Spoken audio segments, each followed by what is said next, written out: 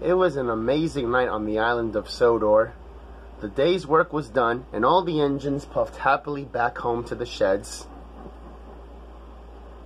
"Thomas," whispered Percy, "will you tell us the end of the story?" "You mean the one about Duke the Lost Engine?" "Exactly," said Henry. "But please remind us of the story so far," said James. So Thomas began, and this was the rest of the story. Duke was old and lived with two young engines called Stuart and Falcon. They teased him and called him Grandpuff, but they were happy together.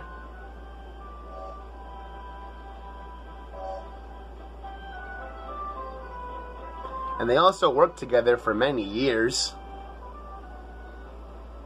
Then their line was closed down and the young engines went away. Duke was left alone in his shed. He went to sleep and everything around him changed.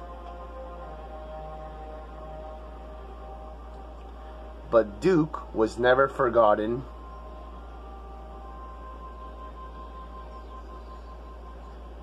Years went by until one day, not long ago, visitors came to see Sir Topham Hatt. "We want to find Duke," they said, "and make him happy again." Maps lay all around.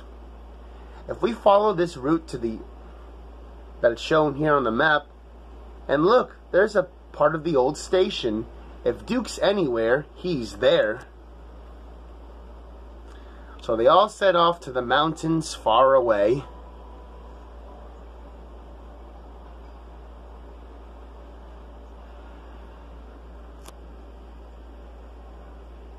Their search was growing very hard, but the rescuers wouldn't give up. "Let's go this way," they said.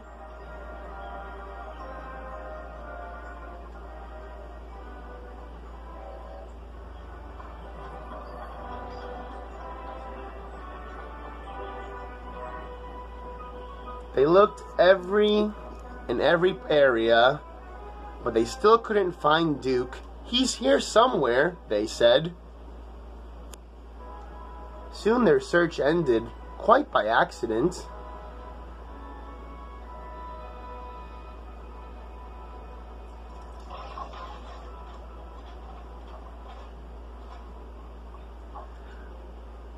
Lo encontramos, dijo uno de los hombres.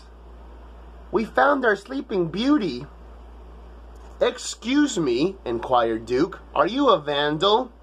"Driver says that vandals break in and smash things." "Bless you, no," laughed the rescuers.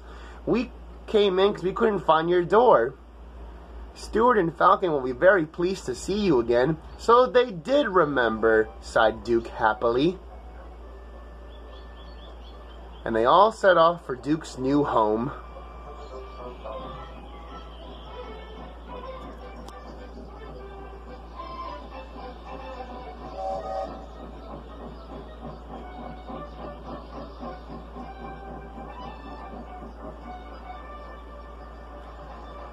Stuart and Falcon were very pleased and had a big welcome ready for him. "He's here," they whispered. "Shh, shh, shh, shh." "You woke me up," grumbled Duke. "In my young days, engines were seen and not heard, Grandpuff, we know. We'll all be back to work again tomorrow. We're glad you've come here. We can keep you in order now." "Keep me in order? Be off with you, impudent scallywags." But Duke's old eyes twinkled, and for the first time he smiled as he dozed in the happy sun. "And that," said Thomas, "is the whole story. Did you enjoy it?" "Yes, indeed," agreed the engines, "especially the happy ending." And soon they were all fast asleep too.